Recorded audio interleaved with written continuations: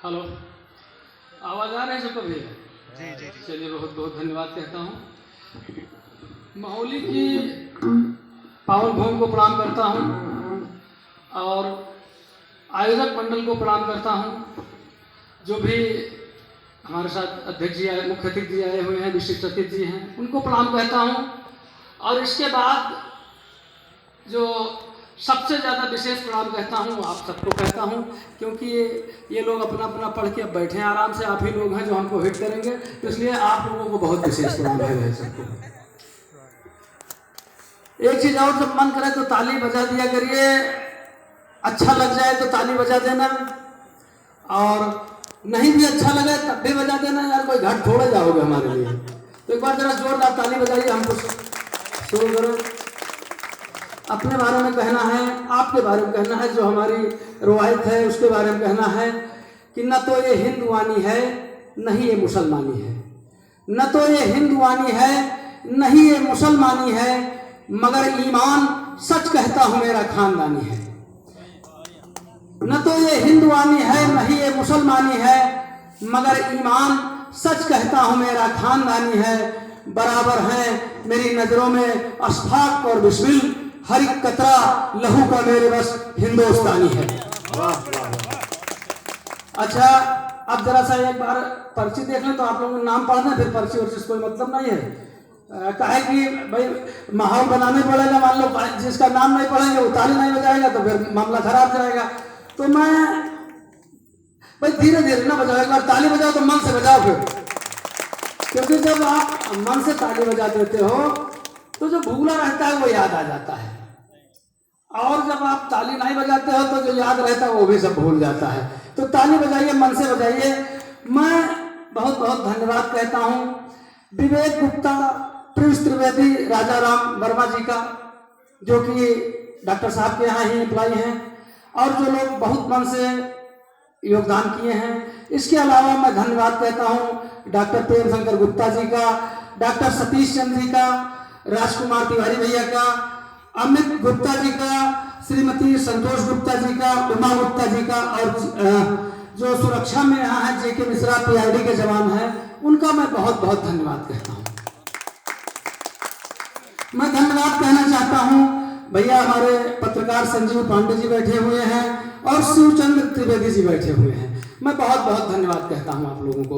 और जो हमारे पत्रकार भाई जो जाले में पाले में, जिनकी ड्यूटी कहीं पुलिस से जरा सा भी कम नहीं है, हर जगह ये पहुंचते हैं जाले पाले बरसात में, और कोई बहुत बड़ी कीमत भी ये नहीं चाहते हैं कि ये कोई टाटा बिरला अंबानी बनना चाहते हैं। इनकी बहुत जरूरतें छोटी सी हैं, ये चाहते हैं कि हमको हमारे नाम के साथ हमारा सम्मान हो, हमारे काम का सम्मान हो। इससे ज्यादा कोई पत्रकार जो सच्चा पत्रकार है वो कुछ नहीं आपसे चाहता है। अगर मैं सच कहता हूं तो आप लोग समर्थन करेंगे। तो मैं आपकी तरफ से पढ़ना चाहता हूं कि मुझे न तीर न तलवार की जरूरत है। जो एक पत्रकार चाहता है कि मुझे न तीर न तलवार की जरूरत है, सच को कहने को बस अखबार की जरूरत है। हो तख्तो ताज कोई नहीं ख्वाहिश मुझको, कलम में सिर्फ मुझे धार की जरूरत है। अब देखो भाई, जितना ज्यादा हमसे हो सकता रहा सबके कह दिए, अब ऐसे ज्यादा हम कोई कहने पर अब माहौल आप लोग समझ ले, बढ़िया ताली बजाओ, और जौन रंग के आदमी हैं वही सुनो आप लोग। पहली बात तो आपको ये बता दें हम कि हम कोई कवि नहीं है, हम थानेदार आदमी हैं। इधर जब चालान महंगा होगा 2000, 3000, 5000 होगा तो कभी लोग अपने स्वार्थ में अपने साथ रख लिए हैं। जगह जगह हमको ले जाते कभी बताएंगे और चालान से बचत हैं। अच्छा, जैसे मास्टर साहब जो संचालन कर रहे हैं राजकुमार भैया हैं, इनकी दोस्ती बड़ी पुरानी है, एक दूसरे को बहुत प्यार करते हैं। एक बार ये लोग जो है दुधवा टहलने गए, दोनों लोग साथ में, और धीरे धीरे दोनों लोग जा रहे हैं। पीछे से एक शेर बहुत तेज दहाड़ा तो राजकुमार जी जो है कुछ खामोश रहे। हमारे संचालक जी जूता निकाल के हाथ में रख लिए, भागने की तैयारी करने लगे। जब भागने की तैयारी करने लगे तो राजकुमार जी पूछे इनसे कि भाई क्या तैयारी कर रहे हो, क्या तुम शेर से तेज भागोगे? तो संचालक जी बहुत होशियार हो गए, यार शेर से तेज कोई थोड़े भाग पाएगा, हमें तो तुमसे तेज भागना है।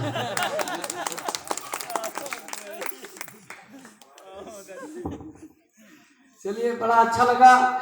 मालक बिना कुछ जमता नहीं है, क्योंकि जब तक माला न पहनाई जाए तब तक कोई भी कार्य संपन्न नहीं होते हैं। अगर भगवान राम सुग्रीव जी को माला न पहनाए होते तो बाल का वध न हो पाता। आप बताइए, अगर मतलब माला न पहनाए होते तो बाल का वध न होता, बड़े बड़े कार्य जो है संपन्न न हो पाते अगर माला न होती। तो बहुत बहुत धन्यवाद कहता हूँ। अभी जैसे कब सम्मेलन आप लोग कराते हो, यहाँ सब लोग कराते हो, ऐसा नहीं कि आप ही लोग कराते हो, थाने में भी हम कराए थे। थाने में कराए, राजकुमार भैया को ठेका दे दिए। अब हम लोग देखो भाई, बहुत जो लालित वाले शब्द हैं वो हम नहीं जानते हैं, कठिन कठिन वाले शब्द बोल नहीं पाते हैं, तो हम ठेका ही कहते हैं। ठेका दे दिए कि कब सम्मेलन कराना है, ये जो है बताए कि 1 लाख में हो पाएगा, बड़े बड़े कवियों को बुलाना है।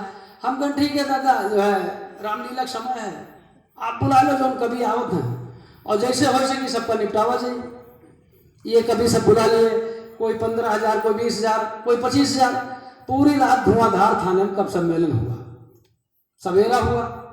हमने जिसका जो पेमेंट था सबका पेमेंट करा दिया। सब लोग कविता पढ़ के कभी लोग चलने लगे। रास्ते में जहाँ चौराहा पड़ता था वहीं हमने पुलिस की फिर चेकिंग लगवा दी। पुलिस की चेकिंग लगवा दी। अब जिसके पास जो कागज नहीं था वो कागज में फंस गया। अब ठीक से जब इनका हटा के राजकुमार दादा तक तलाशी लेंगे तो इनके पास एक तमंचा भी मिला। अभी कह रहे हैं कि हमारा तमंचा में, हम भाई नहीं है, उससे क्या मतलब भाई, जब हम तलाशी लिए तब मिला। एक वीर रस के कवि भी रहे, उनसे सिपाही कहे साहब इनसे तोप मांगो, तो हम कहें तोप दो, तो कहते साहब तोप तो हम कहा जाने, तोप हमारे पास कहा। हम कहा है पढ़ते तो बहुत थे तुम कि पाकिस्तान को तोप से उड़ा देंगे, तोप से उड़ा देंगे, तोप से उड़ा देंगे, रात भर पढ़े हो, अब दे दो।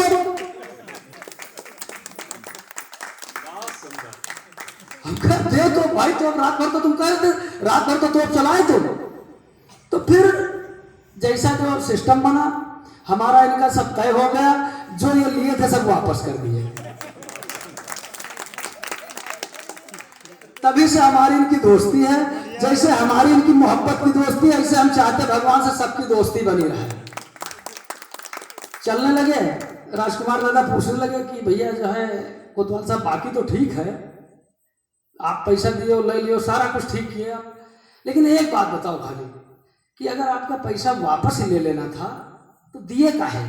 हम कह सुनो यार दादा, जो हम दिए थे वो हमारा फर्ज था, हाँ, जो लिए ही हमारा धंधा है।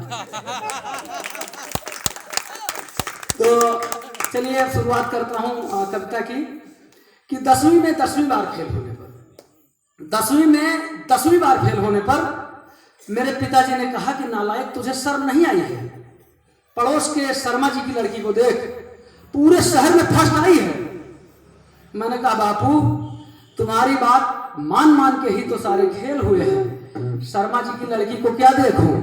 अरे उसी लड़की को देख देख के तो हम 10 साल से फेल हुए हैं। ये बात है। एक बार जरा पीछे आवाज जा रही है, पीछे आवाज जा रही है, हाँ तो ताली बजाओ यार, कोई नरेगा मजदूर थोड़ो ताली बजाया करो। हाँ। सो रहे थे क्लास में, टीचर ने जगाया, क्यों आते हो स्कूल? उन्होंने पूछा तो मैंने बताया कि आप तो गुरुजी खाली खुरपेज के लिए जाने जाते हैं, आप तो गुरुजी खाली खुरपेज के लिए जाने जाते हैं, और हम तो स्कूल केवल विद्या के लिए आते हैं। टीचर ने कहा कि एग्जाम के बाद रिजल्ट पे रोते हो, विद्या चाहिए और क्लास में सोते हो। मैंने कहा गुरुजी तुम्हारी बुद्धि सठियाई है, ठीक से देखो आज विद्या स्कूल नहीं आई है। अभी जब हम यहाँ बैठे थे तो कोरोना की बात दादा कर रहे थे, कोरोना आया, तो हमें बड़ा अंदर से महसूस हुआ कि हम भगवान से प्रार्थना करें कि भगवान हमारे देश से सारी बीमारी दूर कर दो, एक एक बीमारी, सर्दी खांसी से लेकर कोरोना, कैंसर, जो भी बीमारी हो सब दूर कर दो। और हम हाथ उठा के भगवान से प्रार्थना करने लगे, तब तक डॉक्टर साहब बगल में बैठे रहे, ऐसे धीरे से कोचे कह यार खवाए पियाए हैं उनके तो ध्यान रखो भैया, पेट पे काहे लात मार रहे हो हमारे। तो हम कहें ठीक है डॉक्टर साहब, मतलब फिर कोरोना तो निपटे दो। कहना करो ना खत्म करा दो, लेकिन जो है बाकी छोटी मोटी बीमारी जो है अब सब खत्म करा दो तो हम लोग कहाँ जाएंगे भैया। चलिए आगे पढ़ता हूँ अब कुछ। एक जैसे रामलीला इस समय सीजन चल रहा है, थाने पर रामलीला अगर हो तो कैसे होगी। हमने थाने पर रामलीला कराई तो क्या परिणाम दुष्परिणाम हुए उसको जरा सुनिएगा। कि मैंने अपना पैर खुद कुल्हाड़ी पे चलाया था, मैंने अपना पैर खुद कुल्हाड़ी पर चलाया था। इस बार थाने पर मैंने रामलीला कराया था। कलाकारों के लिए मैंने भानुमति का कुंडा जोड़ा था, कहीं का ईंट कहीं का रोड़ा था। मेरी धर्मपत्नी जी कैकेयी और मैं राजा दशरथ बना था। एक तो राजा दूसरा कोतवाल, इसलिए बेवजह आंकड़ा और तना था। रामलीला शुरू हो उससे पहले मेरी धर्मपत्नी जी अपना नाटक मचाने लगी। मेरी दो